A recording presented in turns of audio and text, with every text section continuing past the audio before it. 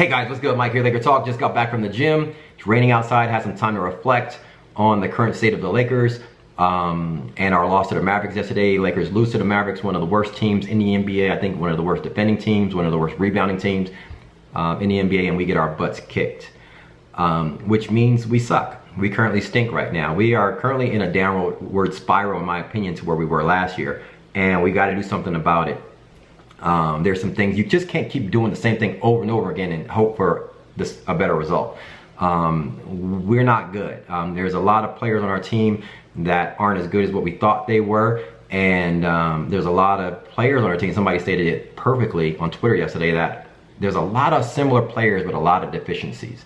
So there's a lot of things that need to be done there. And somebody tweeted out yesterday, Mike, make another rant video and get it going on these players. Ranting in a video for me is when I'm really passionate about something. Right now I'm not passionate about the current state of the Lakers. It is what it is. I've been saying this for weeks. You're just now seeing the fruit of what I've been saying. These players aren't good. They're not as good as what we thought they were. We're not a good team. We need to make some changes. And so I'm not really frustrated. I'm just in the current state and trying to figure out what we need to do. But now, we need to put our big boy pants on and say, what changes can we make that's going to get us back on track? Luke Walton needs to make some changes to his lineup, to his system, and management needs to make some changes. Front office needs to make some short-term fixes, some short-term changes, and long-term changes. Let's talk about that. Let me just talk about the short-term management fix right now, in my opinion, is to trade Nick Young. I'm not pinpointing Nick Young because he sucks. I'm pointing out Nick Young because a few things. One, his value is at an all-time high. He's not in the Lakers' future plans, in my opinion. He's on the wrong side of 30. If you notice, Nick Young's athleticism is declining. Like when he goes up for a dunk, he looks like he has a flat tire. Or when he goes for a loose ball, he runs. He looks like he's not... His athleticism is declining. If you notice, when he came out of USC and when he was playing for Washington, he was doing between the legs, dunks and stuff. Similar to a J.R. Smith. J.R. Smith used to be very athletic, but now they've now played 10 years in the league or whatnot, and they're almost in a decline. That's why they're shooting. They're just relying primarily on three-pointers. But Nick Young's value is at an all-time high. He could be really good for a veteran team in the playoffs, somebody coming off the bench and giving them a spark shooting-wise and whatnot. And in return, we could either gain a pick or get some defender, a defender or whatnot. I mean, maybe we could move up in the draft or whatnot and get a pick from one of these playoff teams that maybe had a pick from one of these lottery teams or whatnot through a trade. Who knows, right? I'm just saying we need to start wheeling and dealing. And the point here is not that it's going to instantly make us a better team. It's about disrupting the locker room a little bit. What I mean, if we're all in the locker room and Nick Young gets traded, now everybody's like, you know what, upper management, they're not playing. They want to improve here. And so everybody needs to be on their P's and Q's in order getting a fire lit under their butt. So trading Nick Young does a few things for us. It gets his value in return, trades him while his stock is high, and it disrupts our locker room because we're too comfortable. Everybody is comfy, right? Nick Young is shooting three-pointers doing this, but we're losing. Okay, he shoots three-pointers, he makes three-pointers, and he's flying down the court or whatnot. It's not that we're losing because of that. It's like, who's setting the example? All right, it's the principle. Okay, can you make a three-pointer and get back on defense or whatnot? And not celebrate? We're not Golden State Warriors, right? Golden State Warriors, when they shoot three-pointers and they do this, it's because they're the Golden State Warriors, right? They're winning 50-plus games, 60-plus games, and they can do that. We're not, right? We're now in the doghouse. We need to really just like clamp down and just follow the roadmap right now of the Utah Jazz to get back to just mediocrity. We're not even mediocre. We're bad. And then we can, once we get there, take the plan of the Spurs and whatnot and move up, right? But right now, we're not good. So I say trade Nick Young, get some establish, mix up the locker room a little bit. And one, that's going to now eliminate a primary shooter. I think we have too many guys who can shoot, but nobody who can defend.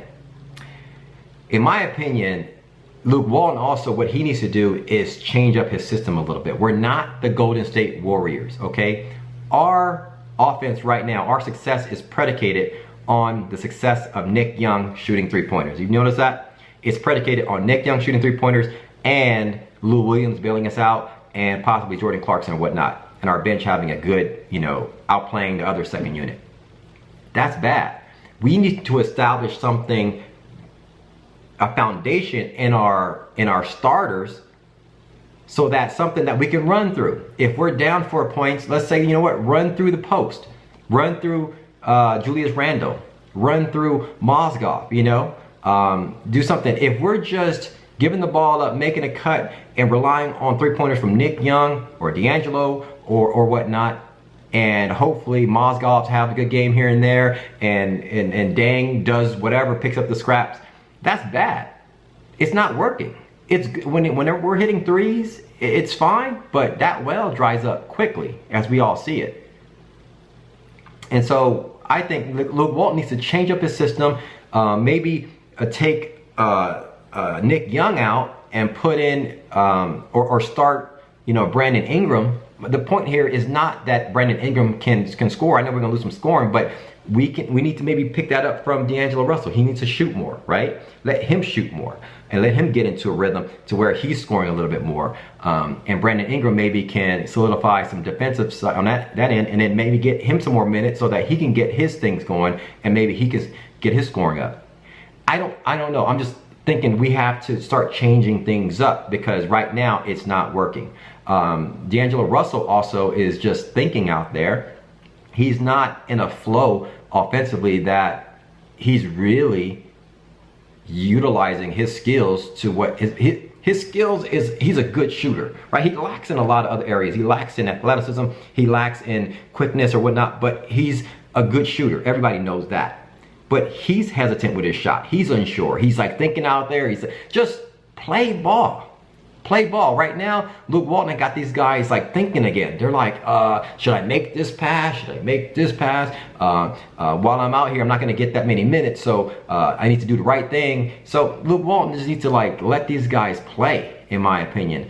And his rotations are horrible, in my opinion, where he takes our starters out and leaves them out way too long, leaves our bench in there way too long, and our bench, I mean, they're out of sync. In my opinion, you need to put Tark Black back in there as well. There's no way Tark Black should lose his spot to Thomas Robinson. I love Thomas Robinson for some of the things he can do. He can do some things better than Tark Black, but Tark Black is a much better defender at the 5 position. He sets better screens than Thomas Robinson. He finishes at the rim better than Thomas Robinson. He's more of a veteran per se on this Lakers squad. He knows these guys. He knows the system. He plays well. Our second unit was at its best when we had everybody gelling, including Tark Black at the 5 position. They're both undersized, but we got to get Tark Black back in there. That's for one.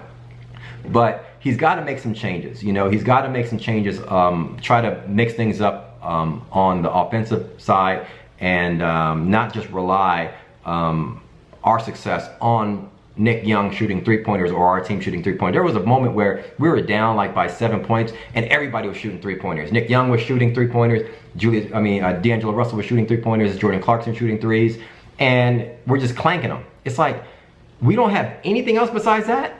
There's no other offensive game that we can go through. That if we're relying on threes, that's bad. And if we're relying on Nick Young's success and Jordan Clarkson's success or D'Angelo Russell's success, they're not going to shoot 50-60% from the floor.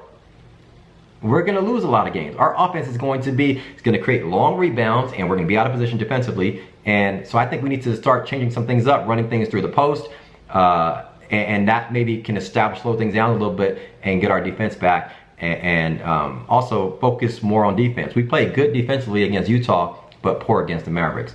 Long-term fixes, as I wrap up this video, Mitch Kupchak needs to start making a lot of phone calls and put some of our young guys on the block for an all-star. That's the long-term fix. There's no all-star per se out there that we can just grab. Like somebody pointed out to you, Mike, this is not NBA 2K where we can just start making trades. Yeah, we gotta wait. But if we start putting the message out there that we're willing to shop some of these young guys, that we're not completely sold on this core, and he can put this out there in the media somehow through somebody else.